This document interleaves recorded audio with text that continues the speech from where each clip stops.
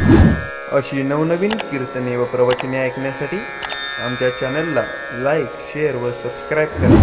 कृष्ण कृष्ण हरे हरे, हरे राम राम राम हरे हरे, हरे कृष्ण कृष्ण कृष्ण हरे हरे.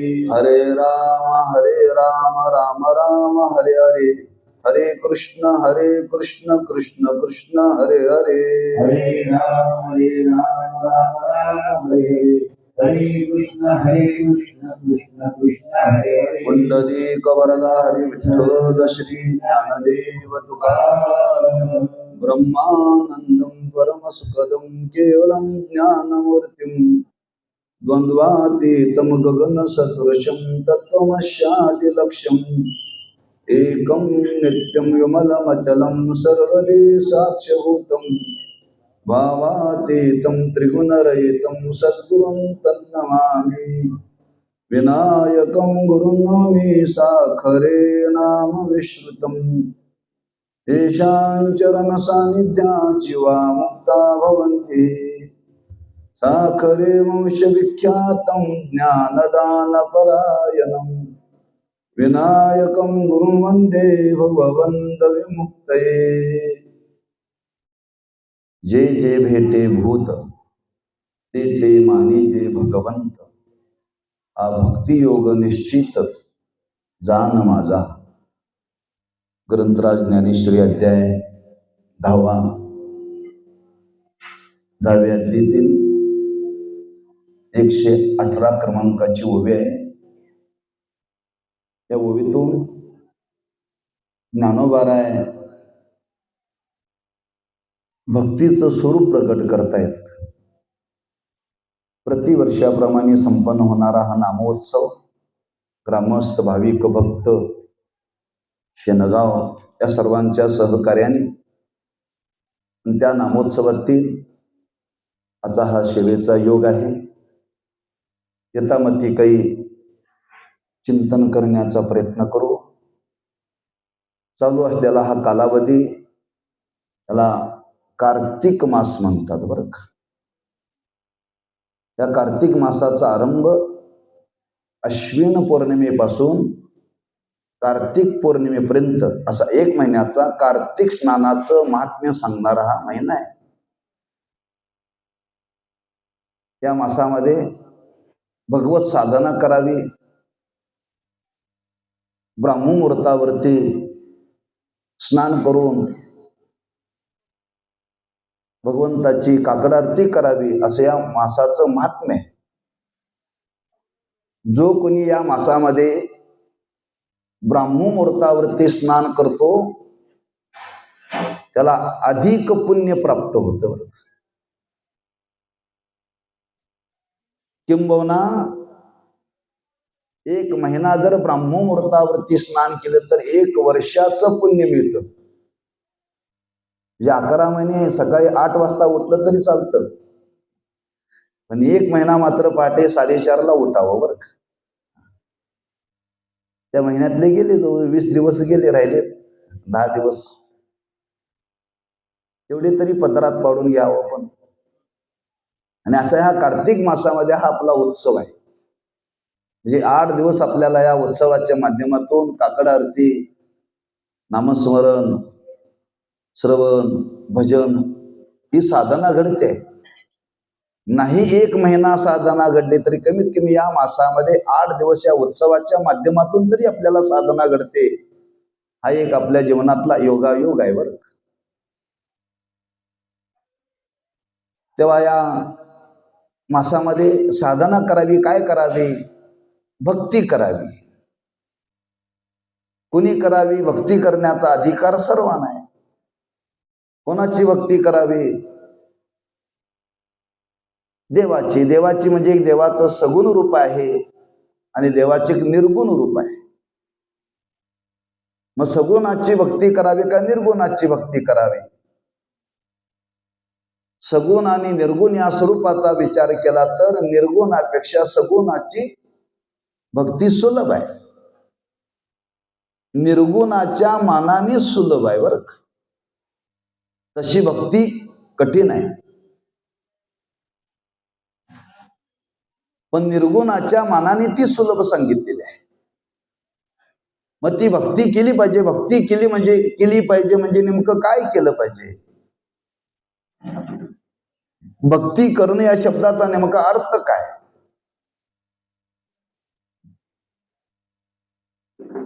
त्या देवाची पूजा करणं म्हणजे भक्ती का त्याचं नामस्मरण करणं म्हणजे भक्ती? त्याच्या नावाने तीर्थयात्रा करणं म्हणजे भक्ती? नेमकं भक्तीचा अर्थ काय आपल्याला घ्यावा?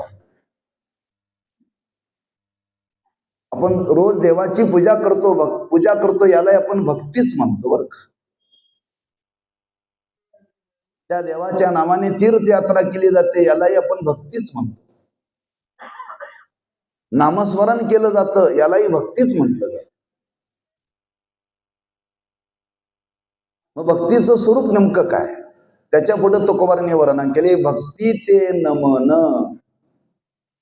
वैराग्य तो त्याग, ज्ञान ब्रह्मी भोग ब्रह्मतनु. भक्ती ते नमन, नमस्कार करणं म्हणजे भक्ती. किंबहुना देवाची पूजा करणं सुद्धा ही भक्तीच आहे. नामस्मरण करणं सुद्धा ही भक्तीच आहे. पण विशेष भक्तीचं स्वरूप सांगत असताना स्वतः देवानी त्याचं वर्णन केले. त्या 10व्या अध्यायामध्ये अर्जुनाला देवानी विभूती योगाचं महात्म्य सांगितलं.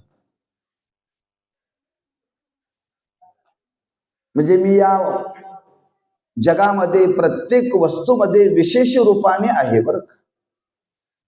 कुठं कुठं मी विशेष रूपाने राहतो त्याचे काही दाखले भगवंतांनी या 10व्या अध्यायामध्ये दिलेले आहेत. अर्जुनाला विस्ताराने सांगितलेलं आहे. काही ठळक ठिकाणं सांगितली. किंबहुना तसा देव विश्वामध्ये भरलेला आहे. अशी एकही वस्तू या जगतामध्ये नाही की त्या वस्तूमध्ये देव नाही. पण विशेष रूपाने देव कुठं अभिव्यक्त होतो, विशेष रूपाने देव कुठं वास्तव्य करतो, अशी काही ठिकाणं सांगितली. जसं 9व्या अध्यायामध्ये देव बनून गेले. तयापाशी पांडवा मी हरपला गिवसावा, जेत नाम घोष बरवा करीती माझा. मी कुठं राहतो वर्णन. त्याच 9व्या अध्यायामध्ये आणखी वर्णन केले. जयाचे चोखटे मानशी मी होऊनी असे क्षेत्र संन्यासी, जया निजलया ते उपाशी वैराग्य गा. जो माझं नामस्मरण करतो तिथं मी विशेष रूपाने वास करतो.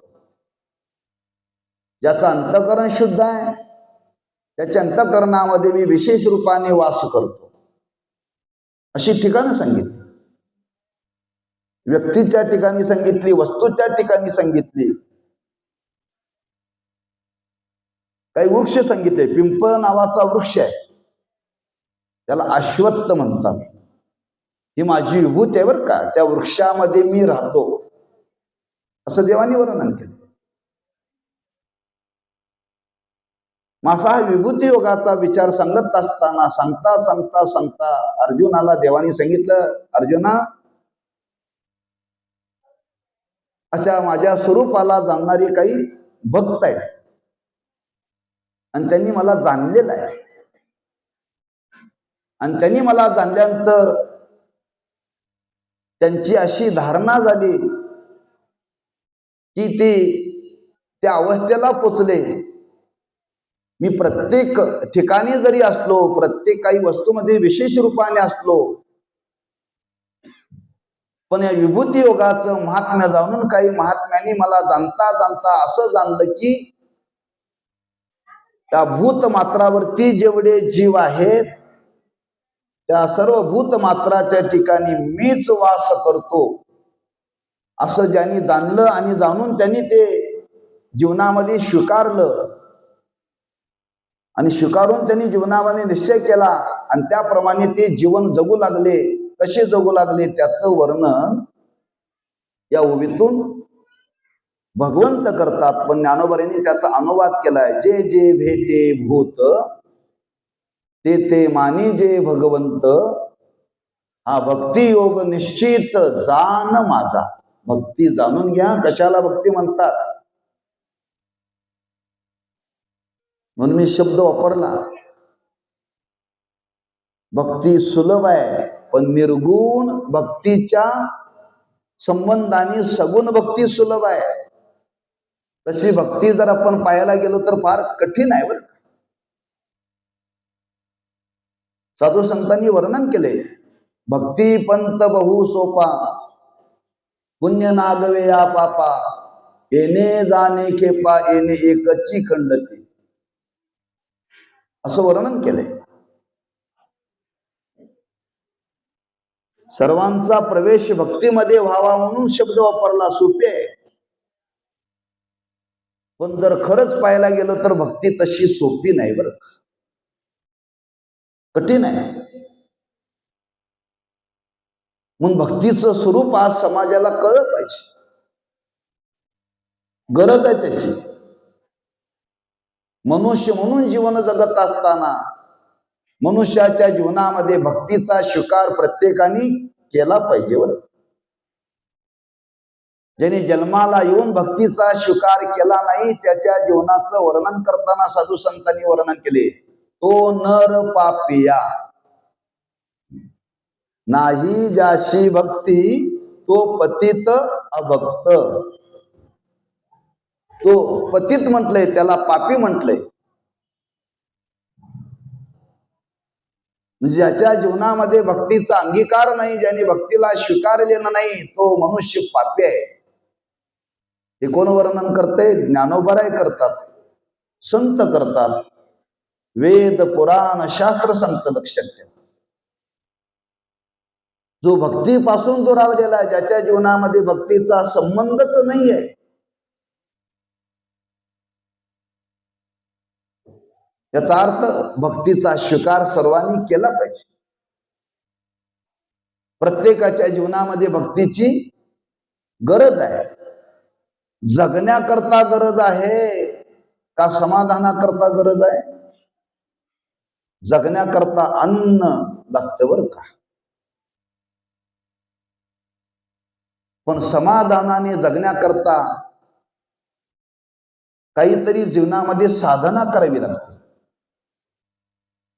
साधना केल्याशिवाय समाधान प्राप्त होत नाही. केवळ जीवन जगण्याने समाधानाला कोणी प्राप्त होत नाहीये. पण व्यवहार करत असताना त्या व्यावहारिक जीवनाला भक्तीची जोड पाहिजे बरं का. आणि भक्तीची जोड पाहिजे म्हणून साधू संतांनी भक्तीचं महात्म्य समाजाला सांगण्याचा प्रयत्न केलेला आहे. कारण भक्ती ही साधना आहे, ती उद्धारा करत आहे. आम्ही तुम्ही जीवन जगतोय, फक्त जीवन जगतोय, पण उद्धाराचा हेतू आमच्या तुमच्या जीवनामध्ये नाही बरं. उद्धाराचा हेतू ठेवून जीवन जगलं पाहिजे. जीवनाचा उद्धार झाला पाहिजे. मनुष्य म्हणून जन्माला आल्यानंतर पुन्हा अधोगतीला जाता कामा नये. ज्ञानोबांनी वर्णन केले. नित्य नेम नामी ते प्राणी दुर्लभ, लक्ष्मी वल्लभ तया जवळी, नारायण हरी नारायण हरी, भुक्ती मुक्ती चारी घरी त्यांच्या, हरी विन जन्म नरकची पै जाना. हरी विन नरकची पै जाना. जो जीवनामध्ये हरिभक्ती करत नाही, ज्ञानोबा म्हणतात तो नरकातच आहे. नरक म्हणजे तिथं जायचं कारण हेच आहे, मृत्यू लोकातच आहे. इदन्न मम, श्री ज्ञानेश्वर महाराज वाच, नरकची पै जाना.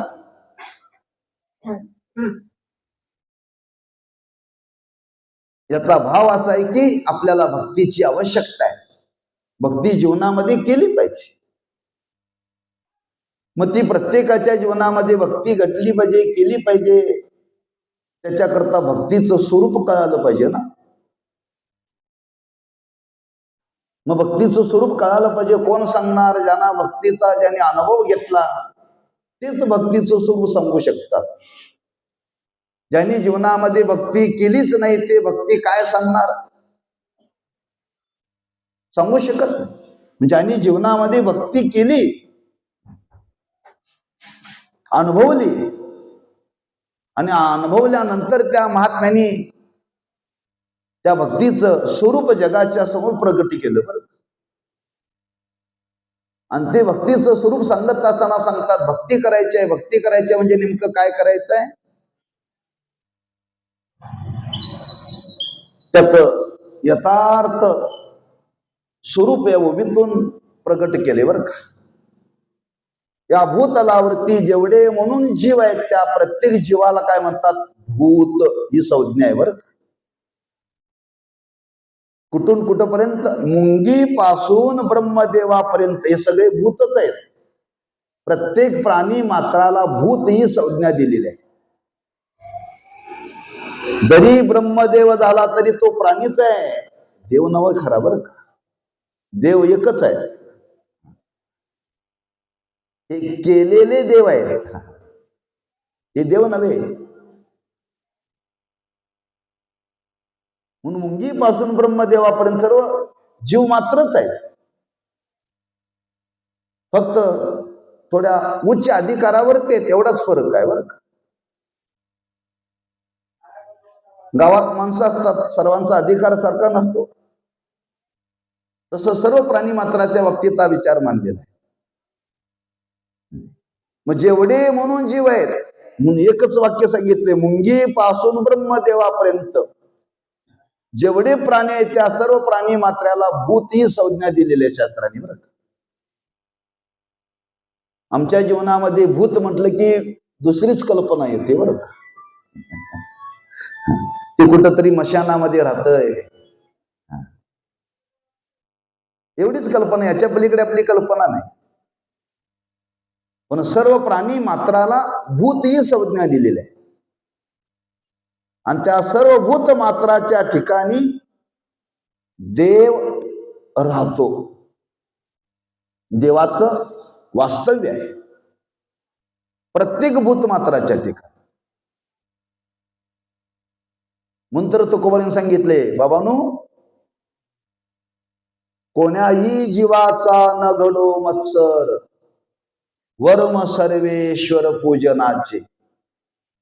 कोणाचा द्वेष करू नका, कोणाचा मत्सर करू नका, का सर्वांच्या ठिकाणी तो देव आहे. कोणाचाच करू नका असं सांगितले बरं का. हा, सर्व भूत मात्राच्या ठिकाणी तो देव राहतो. तेव्हा कोणाविषयी द्वेष मत्सराची भावना ठेवू नका असा उपदेश केला. म्हणजे सर्व भूत मात्राच्या ठिकाणी तो परमात्मा वास करतो. किंबहुना सर्व भूत मात्राच्या ठिकाणी परमात्मा वास करतो. म्हणून तरी आमच्या तुमच्या जीवनातले व्यवहार चाललेत. याची जाणीव करून दिली संतांनी. चाले हे शरीर कोणाची सत्ते, कोण बोलविते हरिबीत. ईश्वर सत्ता आहे, ही नित्य स्वरूपाची आहे. ही येणारी जाणारी सत्ता नाही. आता जे सत्तेचं वारं चालू आहे त्यातली सत्ता नव्हे बरं का. एकच सत्ता, याला पारमार्थिक सत्ता म्हणतात. ही नित्य आहे. आणि त्या पारमार्थिक सत्तेने विचार केला तर परमार्थता परमात्मा प्रत्येक वस्तूमध्ये नित्य वास करतो. नित्य वास करतो बरं का. फक्त आपल्याला तो दिसत नाही. दिसण्याचा विषय नाही तो, अनुभवाचा विषय. श्रद्धा ठेवावी लागते.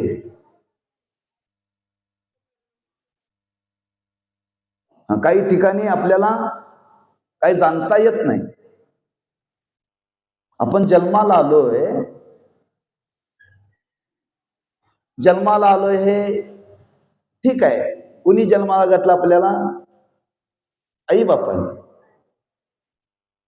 आपल्याला जन्माला घातलं, जन्म झाला हे आपल्याला माहिती आहे का? नाही, आई बाप सांगतात म्हणून आपण मानतोय बरं का. खरंच कोणाच्या पोटी जन्मालोय आलोय आणि कोणी आपल्याला वाढवले काय माहिती आहे बालपणाची अवस्था?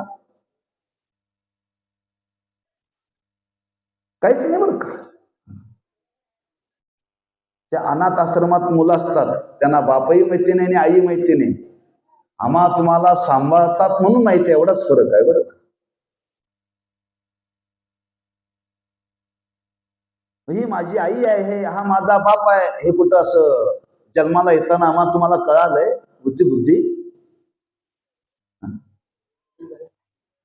काय याचं ज्ञान आहे आम्हाला? कोणालाच ज्ञान नाहीये. ही आई माझी कशावरून आणि हा बाप माझा कशावरून? ते म्हणते आई सांगते हा माझा बाप आहे म्हणून आणि बाप सांगतो ही आई आहे म्हणून, एवढंच. याच्या पलीकडे काय नाही बरं. म्हणजे ही आई आहे हे बापाच्या वचनावरती विश्वास आणि हा बाप आहे हे आईच्या वचनावरती विश्वास. एवढ्या विश्वासाने आज आपण जगतोय, तेवढ्याच विश्वासाने या शास्त्राच्या वचनावरती ठेवून आपल्याला देव जाणून घ्यायचा आहे बरं.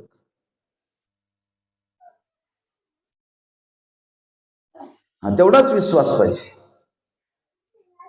तेव्हा शास्त्र सांगतं, वेद सांगतो, संत महात्मे सांगतात, पुराण सांगतात, प्रत्येक भूत मात्राच्या ठिकाणी तो देव वास करतो. मग जीवनामध्ये कोणी आपल्याला भेटो, कोणी भेटो, जो जो जीवनामध्ये भेटेल त्या भेटलेल्या व्यक्तीच्या ठिकाणी त्याला देव मानून त्याला नमस्कार करायला शिका. हीच भक्ती आहे. जे जे भेटे भूत ते ते मानिजे भगवंत, हाची भक्ती योग निश्चित जान माझा. निश्चयानं सांगतो म्हणतात भगवंत. हीच माझी भक्ती आहे. प्रत्येक व्यक्तीच्या ठिकाणी मलाच पहा. मीच आहे प्रत्येक वस्तूच्या ठिकाणी. किंबहुना भगवंतांनी वर्णन केले, मीच विश्वरूपाने प्रगट झालोय.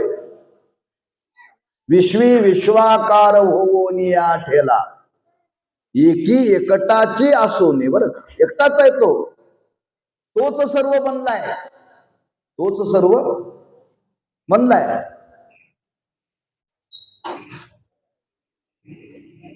त्यानं ठरवलं आता या सगळ्याला घालवायचं आणि आपण एक रूपानेच राहायचं ठरवलं तर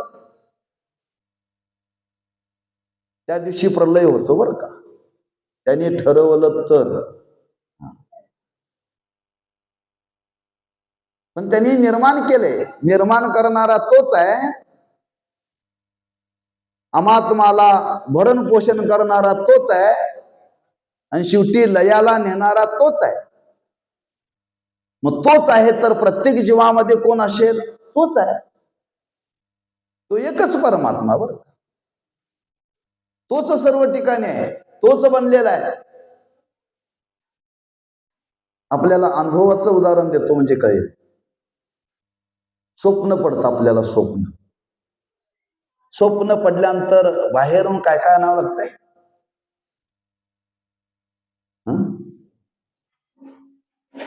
आपण एका रूम मध्ये झोपलेला असतो. किती बाय कितीची असते? 10 बाय 10ची. तेवढ्या खोलीमध्ये स्वप्न पडतंय. काय काय पडतंय स्वप्न? अमेरिकेला जाऊन येत आहे तेवढ्याच खोलीत बरं का. तेवढ्याच खोलीमध्ये विमान येतंय.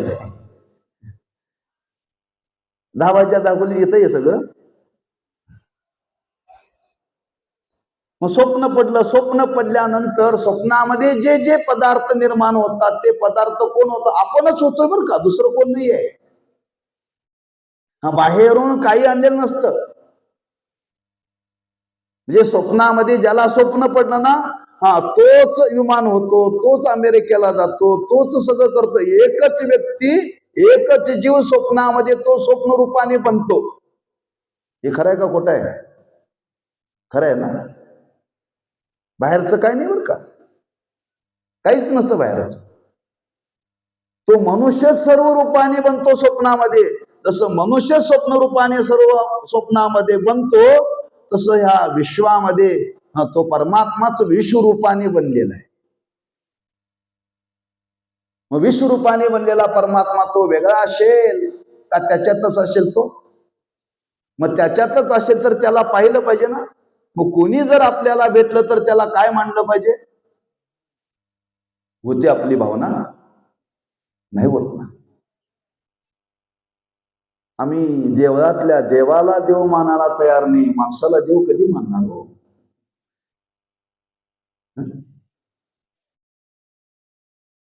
सांगावं लागते मुलांना, अरे पाया पड विठोबाच्या, देव आहे. ते म्हणते देव आहे, ते विचारते बरं का.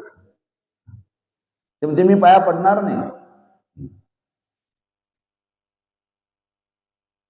काही घरातली माणसं मोठ्याच्या पाया पडतात, अरे आजोबांच्या पाया पडतील, ते नाही पाया पडणार. अरे ते मोठे आहेत, नाही म्हणतात ते पाया पडणार. म्हणजे आपल्या अंतःकरणामध्ये दुसऱ्याविषयी पूज्य भाव निर्माण होत नाही, पण तो झाला पाहिजे, लक्षात ठेवा.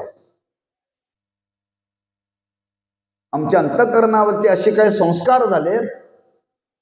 संस्कार झालेत, आपल्या समोर व्यक्ती आली की त्या व्यक्तीतले गुणदोष दिसतात का व्यक्तीतला देव दिसतो?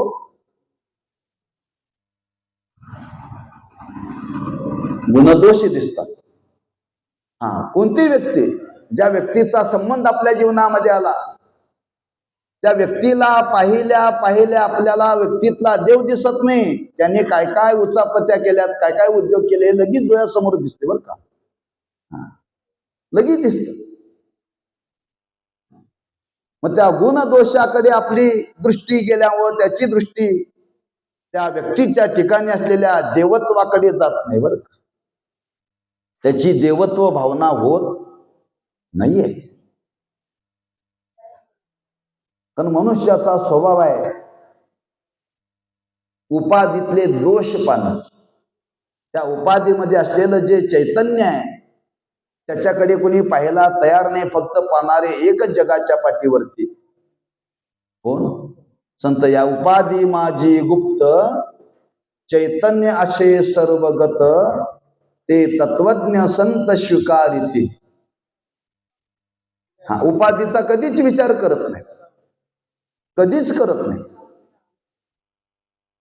आपल्याला कथा माहितीये, प्रसिद्ध कथा आहे. पूर्वी ती शाळेमध्ये सुद्धा होती पुस्तकात, आता ती काढून टाकली. नाथ महाराजांनी गाढवाला पाणी पाजलेली कथा पूर्वी होती शाळेत. आता ती राहिली नाही का. सगळे हे राज्यकर्ते निधर्मी आहेत. फक्त निवडणुकीच्या काळामध्ये धर्माच्या गप्पा मारतात. त्यांना नको आहे धर्म, नको आहे. पण ज्यावेळी नाथ महाराज काशीहून रामेश्वरला चालले होते, जाता जाता रस्त्यामध्ये एक गाढव तहानेने व्याकुळ झालेलं होतं आणि ते पाण्या वाचून तडफडत होत. अनेक मंडळी नाथ महाराजांच्या बरोबर होती. नाथ महाराजांनी पाहिलं आणि पाहिल्याबरोबर खांद्यावरती कावड होती, त्या कावडीमध्ये गंगेचं पाणी होतं आणि ते गंगेचं पाणी रामेश्वराला पोचवण्याकरता चालले होते. पण त्यांनी त्या गाढवाला पाहिलं आणि पाहिल्यानंतर त्यांना वाटलं, अरे रामेश्वर तिथं नाही, रामेश्वर इथंच आहे. म्हणून त्यांनी ती कावड ठेवली आणि ते गंगेचं पाणी त्या गाढवाच्या मुखामध्ये ओतल्यानंतर हो नाथ महाराजांना म्हणाले, हो महाराज काय करता? हो ते गाढव आहे, ते गाढव आहे. महाराज म्हणले, तुमच्या दृष्टीनं गाढव आहे, माझ्या दृष्टीनं नाही बरं. माझ्या दृष्टीने हा देव आहे, हाच रामेश्वर आहे. म्हणजे गाढवाच्या ठिकाणी नाथ महाराजांना कोण दिसला? देव दिसला देव, याला म्हणतात जे जे भेटे भूत. म्हणजे गाढवाला पाहिल्याबरोबर त्या गाढवाच्या ठिकाणी गाढव ही भावना झाली नाही, लक्षात ठेवा. आपण काही माणसं मर्यादा सोडून जर वागायला लागली तर त्याला काय म्हणतात, तू गाढव आहेस का, तू गाढव आहेस का. पण माणसापेक्षा गाढव फार चांगलं बरं का. आणि त्या गाढवाचं वर्णन करताना असं वर्णन केले, गाढव गावभर फिरत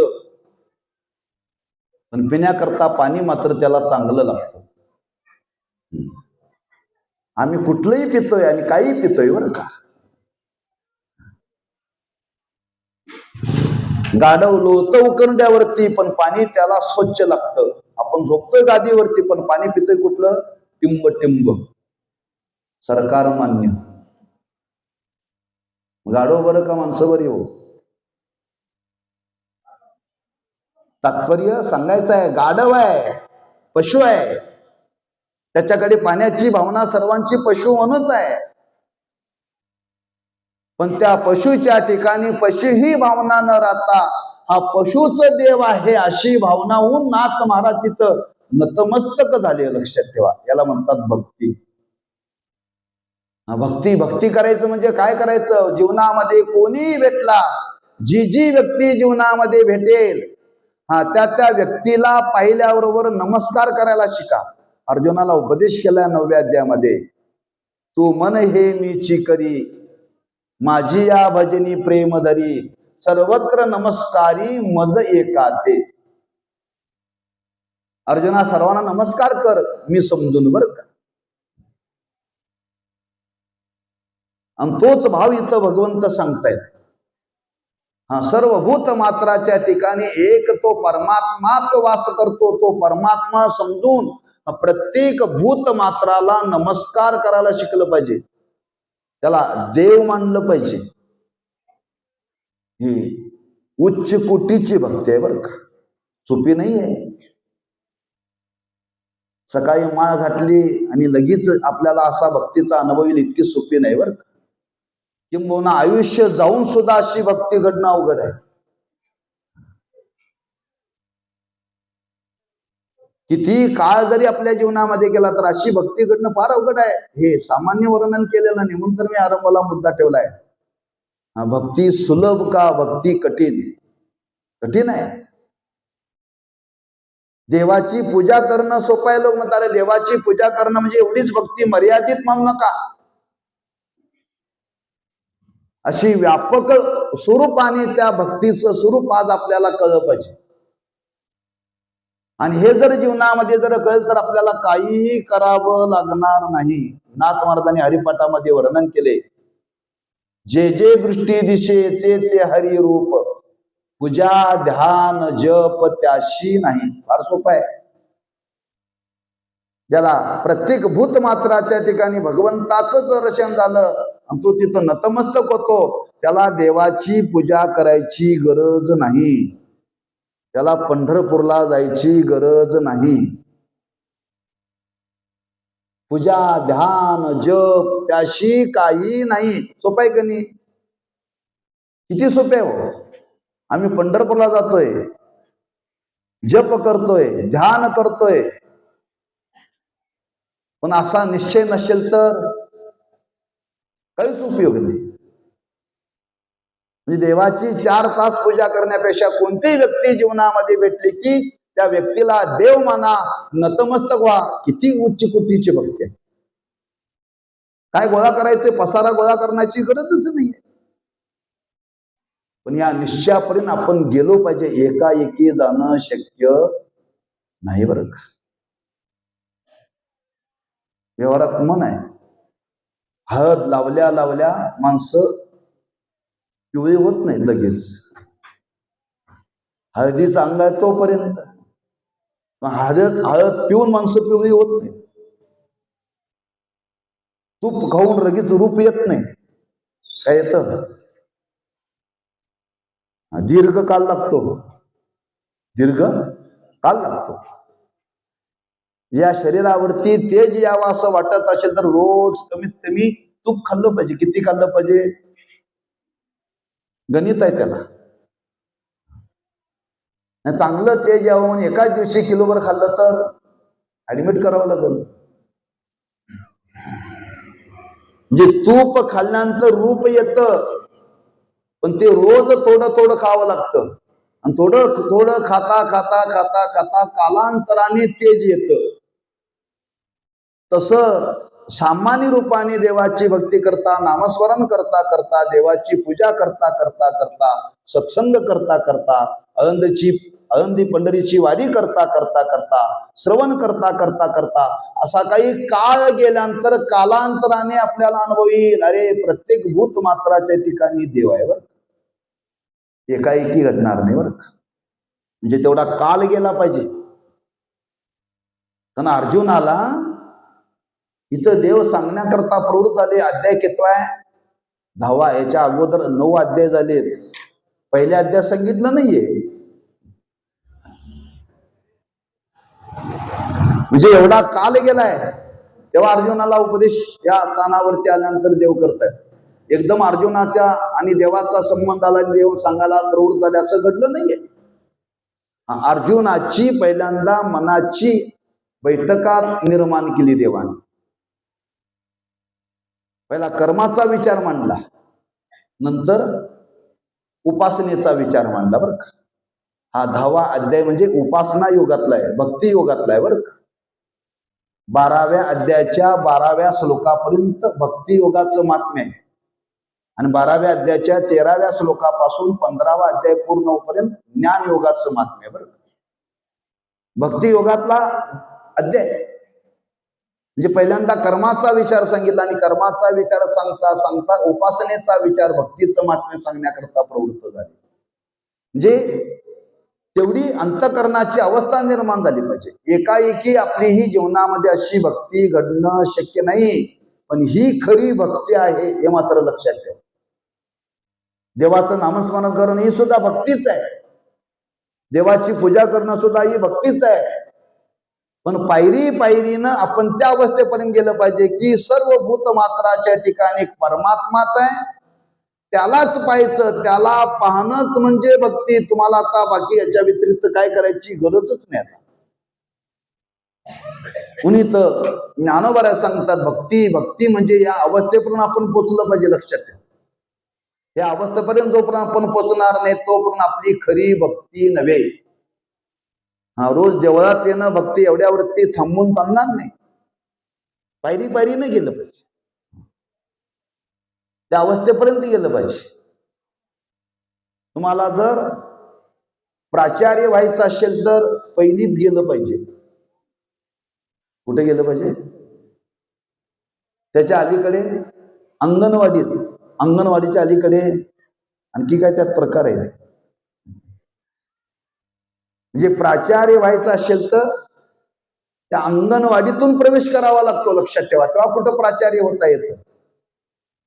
तसं सर्व भूत मात्राच्या ठिकाणी देवत्वाची भावना होण्याकरता याच्या अगोदरच्या सर्व साधना घडल्या पाहिजेत. एकाएकी ही साधना घडणं नाही, पण या साध्यापर्यंत पोचलं पाहिजे बरं का. आता आम्ही आळंदी पंढरीची वारी करतो, भक्ती करतो, नाही अजून फार पुढं करणं आहे. आम्ही सप्ताह करतो, भक्ती ठीक आहे, एवढं करून थांबून चालणार नाही. पुढं जायचं आपल्याला. कुठपर्यंत जायचं? इथंपर्यंत जायचं आहे. जी जी व्यक्ती जीवनामध्ये भेटली की त्या व्यक्तीच्या ठिकाणी देवाचंच दर्शन झालं पाहिजे, बाकी कोणाचं नाही बरं.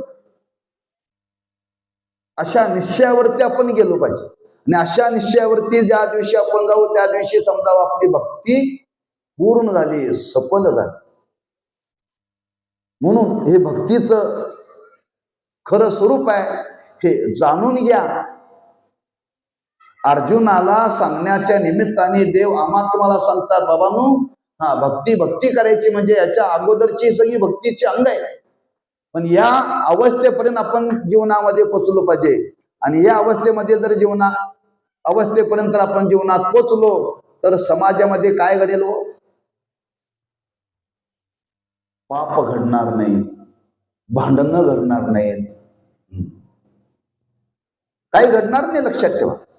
प्रत्येक जण एकमेकाला पाहत असताना चांगल्या भावनेनंच पाहिजे.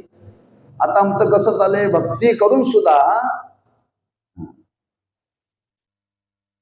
आम्ही रोज भजन करतो, रोज कपाळाला गंध लावतो. कमीत कमी ज्याच्या कपाळावरती गंध आहे, गंधवाल्याला पाहिल्यानंतर तरी बरं वाटावं करेन, पण बरं वाटत नाही हो.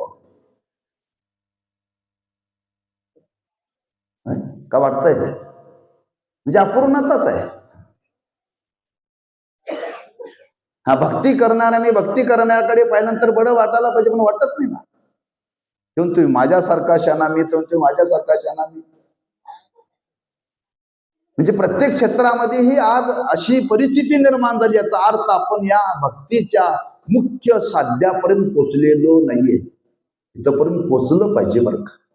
हे सगळं करायचं आहे, हे सोडायचं नाही, पण शेवट तिथपर्यंत गेलं पाहिजे. आणि ही ज्या दिवशी आपल्या जीवनामध्ये निश्चय होईल, धारणा होईल, त्या दिवशी आता तुम्हाला काही करायची गरज नाही. पण जोपर्यंत असा निश्चय होत नाही तोपर्यंत मात्र याच्या आधीची सर्व साधना केली पाहिजे. म्हणजे भक्तीचं खरं स्वरूप आहे हे निश्चयानं मी सांगतो, असं अर्जुनाला सांगण्याकरता भगवंत प्रवृत्त झाले. आणि प्रवृत्त होत असताना ज्ञानोबांनी त्याचं वर्णन केलेलं आहे. जे जे भेटे भूत ते मानी जे भगवंत, हा भक्ती योग निश्चित जान माझा. निश्चयानं सांगतात हीच खरी जीवनातली भक्ती आहे. आणि या भक्तीपर्यंत आपण सर्वांनी पोचावं. आणि आपण सर्वांनी जर या भक्तीपर्यंत पोचलो तर आज समाजामध्ये आनंदाला काहीही ऊन राहणार नाही, किंबहुना दुःखच राहणार नाही. अगदी ज्ञानोबांच्या भाषेमध्ये अवघाची संसार सुखाचा करीन, आनंदे भरीन तिन्ही लोक, अशी प्रत्येकाला अनुभूती येईल, असं या भक्तीचं महात्म्य आहे. आणि अशी भक्ती आपल्या जीवनामध्ये घडावी म्हणून त्या भक्तीचं निश्चित स्वरूप या ओवीतून ज्ञानोबांनी प्रकट केलेलं आहे. या निश्चयापर्यंत आम्ही पोचावं, अशी साधना आमच्या जीवनामध्ये घडावी, हीच या निमित्ताने त्या संतांच्या, त्या भगवंताच्या चरणी प्रार्थना करायची. आम्ही या मार्गावरती आहोत, पण शेवटी या निश्चयाला आम्ही पोचावं. आमचा पाय कुठं घसरू नये. मी घसरूने वापरलाय, ओढवणे म्हणून वापरला नाही बरं का. आपण एवढ्या दक्षतेनं चाललं पाहिजे, कुठं परमार्थामध्ये घसरता कामा नये. आणि असं एवढं जर आपण सावधगिरीनं आपण जर चाललं लागलो तर निश्चित एक दिवशी आपल्या जीवनामध्ये असा अनुभव येईल. आणि तो यावा हीच त्या संत महात्म्यांच्या चरणी प्रार्थना करून शिवेला पूर्ण रामदेव पुंडली गौरधारी विठ्ठल श्री ज्ञानदेव तुकाराम. आता विश्वात्मके देवे येणे वाक्यने दोषावे, दोषोने मज द्यावे पसाय दानये. कृष्ण कृष्ण कृष्ण हरे हरे.